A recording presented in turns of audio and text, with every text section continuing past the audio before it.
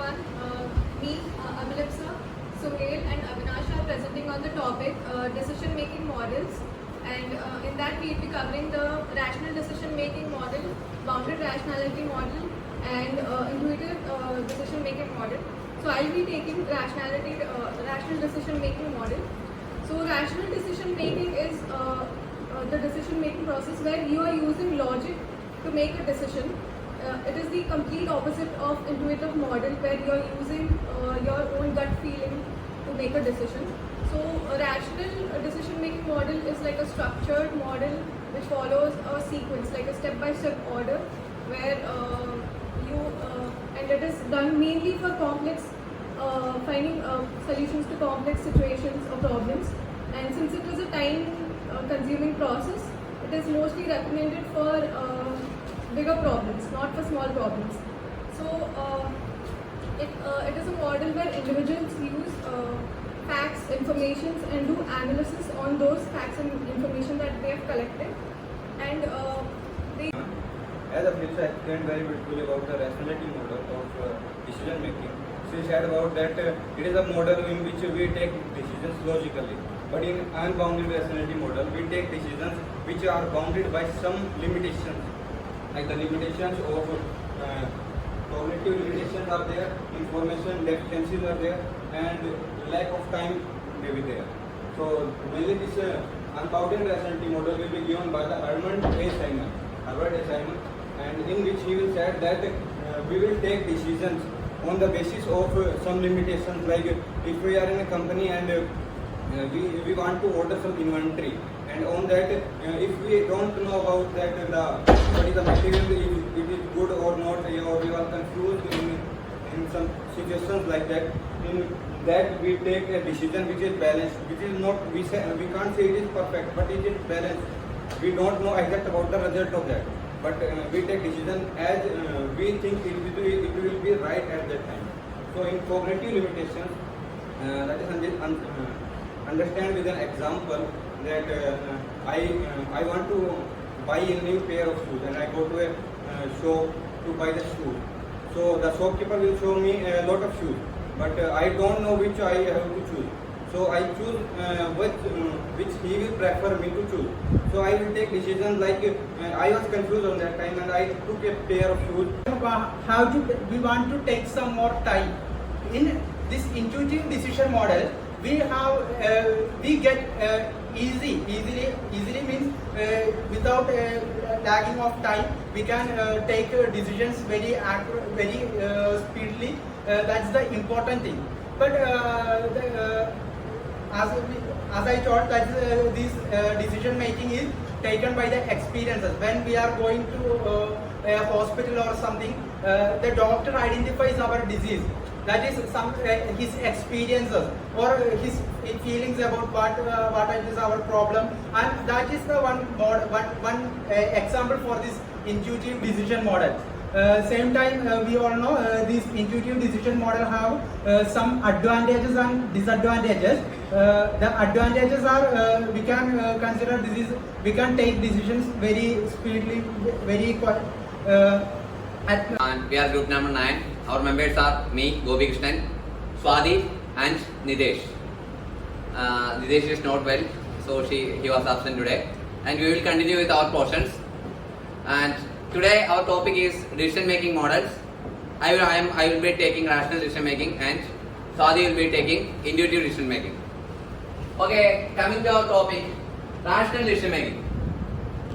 Anybody have any idea what about rational decision making? Based on logic. Based on logic, some facts, information. We go to a step-by-step analysis. We get some information or some facts from anywhere, and we go on to a step-by-step analysis on that fact or information, and then we take an decision. That is what we simply meant by rational decision making. It is a modern type of decision making method process. Probably it is followed in some of the complex situations. And I think everybody is clear with this simple definition that we get some information or facts, we analyze it, and we go through a step-by-step process to take a decision. I think everyone is clear with that. Anybody have any doubt? Okay. Next, we can go for the steps or rational decision making model. The first step is to identify a problem. We are identifying a problem. For example, we can simply say that I want to go to Kanyanad. Occur to you at the time, what which feeling or which type of decisions that you take at that time, it is mainly because of our feeling, right?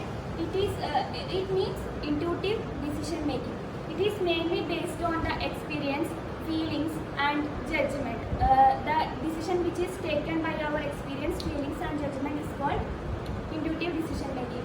And International Association of Administrative Professionals, it is a non-profit organization that helps the professionals. They conducted a survey among around 1,300 senior managers and 3,500 administrative workers.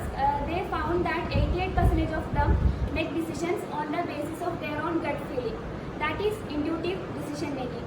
Then types of intuition. First one is analytical intuition. It is mainly based on the research. They spend more time for research and make decisions. For example, lawyers. If a lawyer get a case, they collect a lot of data about that particular case.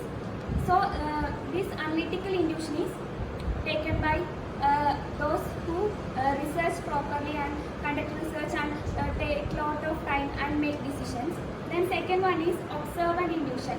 These people are mainly visual learners who observe a lot and only make decision and after the observation, and they what they observe each element in their own organization. For example, if a co-worker is not smiling at you, and another one is if an object is intuitive decision making model.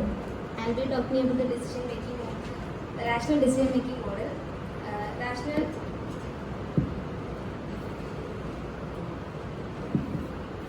Rational model, decision making model is where you make a decision or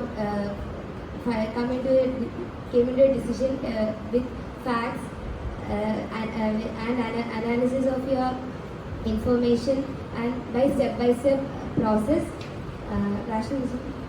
It is an opposite of intuitive decision making, where in intuitive decision making you will be having your gut feel. You will be taking decision by your gut feeling, your personal feelings or other things. It's a strict procedure where utilizing objectives, knowledge, your perception and its knowledge and your facts, information and other. There is, according to Herbert Simon, he argued that in an organization, ethics or culture. Next, let's discuss the types of intuitions. The first one is analytical intuition. Analytical intuition, spending the time for finding a conclusion. The lawyer is an example, as well as the scientist is an example for that. They take more time to get into a conclusion or decision. Next is observant intuition. Under observant intuition, the visual learners have a visual role.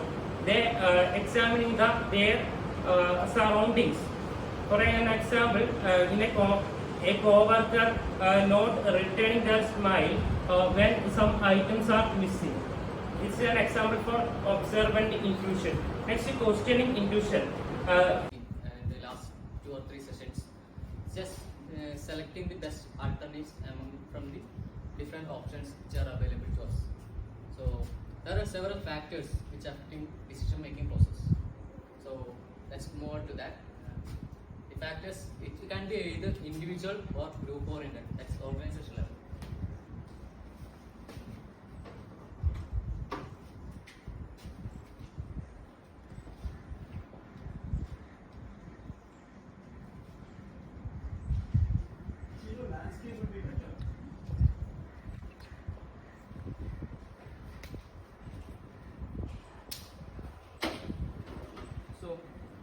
discuss about the individual factors which affect the decision making process.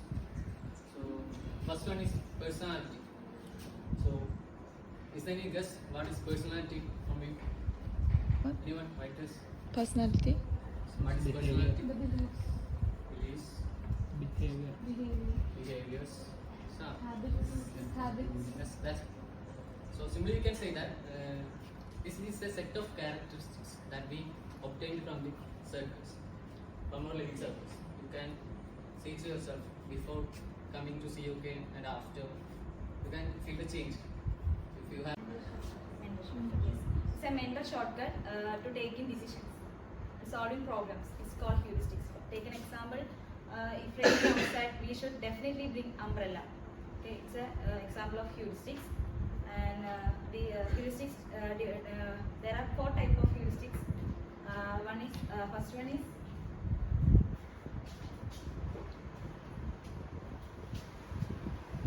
availability.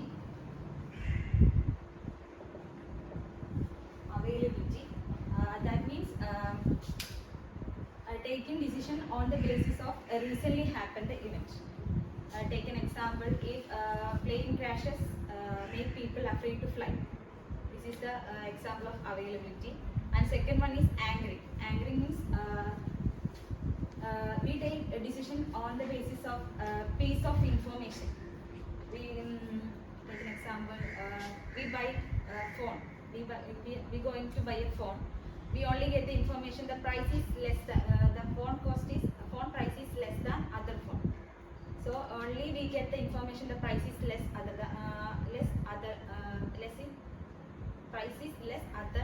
phones. We does not consider the other phone GB, memory, like that. So this is angry.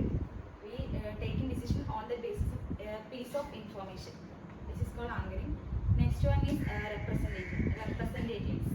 That means we comparing the past situation with the new situation and taking decision on the basis of that. That is. People tend to follow a number of shortcut methods while observing others. While observing others in our day-to-day life, people tend to commit many errors due to faulty perceptual process and to make a wrong decision. This has to be avoided. There are 5 types of shortcut methods which are commonly using for judging others. The first one is selective perception. Then projection, stereotyping, halo effect, and the contrast effect. The first one is a selective perception. It is a tendency to observe the people, selectively and accordingly interpret based on their interest, background, attitude, experience, etc. For example, a production manager always like to identify the need to strengthen the production system. In the case of marketing manager focus only on the marketing research and the sales promotion activity, like that. This type of tendencies is called selective perception. The next one, projection. Projection is also a tendency. It's also a tendency to assign one's own personal attributes to others. For example, in the case of manager, a manager who is correct, he always like to project that all others are also corrupt, like him. In the case of